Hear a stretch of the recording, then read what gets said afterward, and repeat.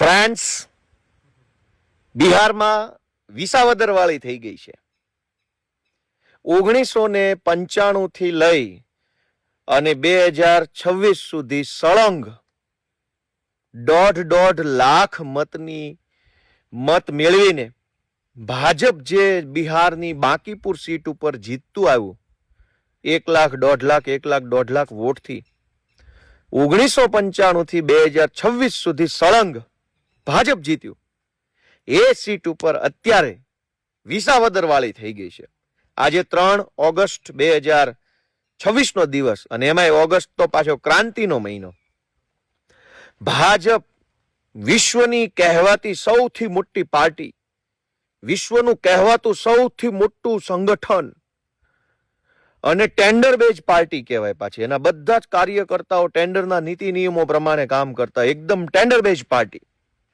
વિશ્વની કહેવાતી સૌથી મોટી ટેન્ડર બેઝ પાર્ટીના રાષ્ટ્રીય અધ્યક્ષ આ બાંકીપુર સીટ ઉપરથી છેલ્લી 4 ટર્મથી એટલે કે 20 વર્ષથી સળંગ ત્યાં ચૂંટણી જીતતા આવ્યા. પછી હમણાં એમને વિશ્વની કહેવાતી સૌથી મોટી ટેન્ડર બેઝ પાર્ટીના રાષ્ટ્રીય અધ્યક્ષ બનાવ્યા. એટલે એમને ધારાસભ્યમાંથી રાજીનામું અપાવી અને સાંસદ સભ્ય રાજ્યસભાના બનાવ્યા. એટલે સીટ ખાલી પડી અને ખાલી પડેલી સીટ ઉપર પેટા ચૂંટણી આવી.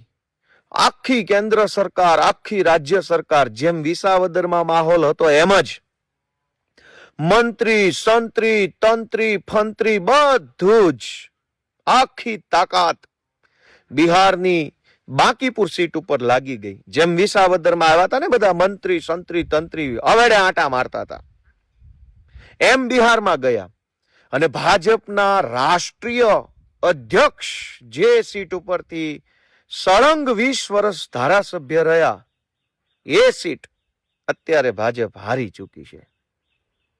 એટલે વિશ્વની કહેવાતી સૌથી મોટી પાર્ટીના રાષ્ટ્રીય અધ્યક્ષના ગઢમાં બિહારની જનતાએ ગાભા કાઢી નાખ્યા છે. એ બદલ દેશવાસીઓને હું શુભેચ્છા પાઠવું છું.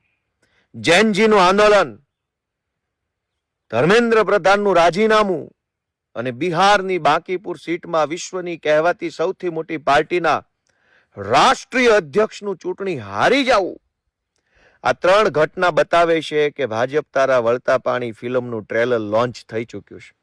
આવનારા દિવસોમાં આખું પિક્ચર દેશની જનતા સમક્ષ આવવાનું છે. દેશવાસીઓને શુભેચ્છા. સત્તાનું અભિમાન કોઈનું ક્યારેય ટક્યું નથી અને ટકશે નહીં.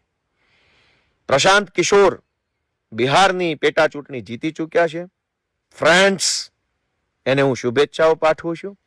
અને જેમ આપણા સૌના આદરણીય મોદીજીએ એના બધા જ અભણ લોકોને કીધું કે ભાઈ વિડીયો બનાવવાનો છે, તો 2 દિવસથી જોઉં છું વાંચીને વિડીયો બનાવે છે. અને પાછો આમ ઇન્સ્ટાગ્રામના ઊભા ફોર્મેટમાં. એટલે મેં પણ હવે પ્રધાનમંત્રી શ્રીનો સંદેશ જે હતો એને મેં જરા ગંભીરતાથી લીધો. અને ફ્રેન્ડ્સ, આ ઊભો મોબાઈલ મૂકીને સેલ્ફ વિડીયો અમે રેકોર્ડ કર્યો, પણ વાંચીને નહીં, દિલમાંથી બોલીએ, આત્મવિશ્વાસ સાથે બોલીએ ને જે બોલીએ એ સચ્ચાઈ બોલીએ. ભાજપના અનેક મંત્રીઓને ઉપરથી કહેવામાં આવ્યું કે વિડીયો બનાવો, તો મારા બેટા આમ વિડીયો બનાવે. આજ રોજ પ્રધાનમંત્રી શ્રીએ પછી ઘડીક ઉપર જોઈ લે એટલે કોઈને ખબર ના પડે. એટલે હવે આપણે તો ડફોળ છીએ, આપણને થોડી ખબર પડે. પ્રધાનમંત્રી શ્રીએ દેશના વિદ્યાર્થીઓ માટે પેપર લીકનો જે કાયદો બનાવ્યો છે એ પેપર લીક, અલ્યા તારું પેપર લીક કરું. એટલે દોસ્તો, ફ્રેન્ડ્સ, બિહારથી બહુ સારા સમાચાર આવ્યા છે. બધાને શુભેચ્છા પાઠવું છું. અને આવી જ રીતે ગુજરાતની અંદર પણ જૈનજી જાગૃત થાય, ગુજરાતના ખેડૂતો જાગૃત થાય, તો જેમ બિહારમાં 20 વર્ષથી સળંગ ધારાસભ્ય ભાજપના રાષ્ટ્રીય અધ્યક્ષને ધૂળ ચાટતા કરતી હતા બિહારની જનતાએ, એમ ગુજરાતમાં પણ ભૂકા નીકળી જવામાં હવે વાર લાગે એવું નથી. જય જય ગરવી ગુજરાત.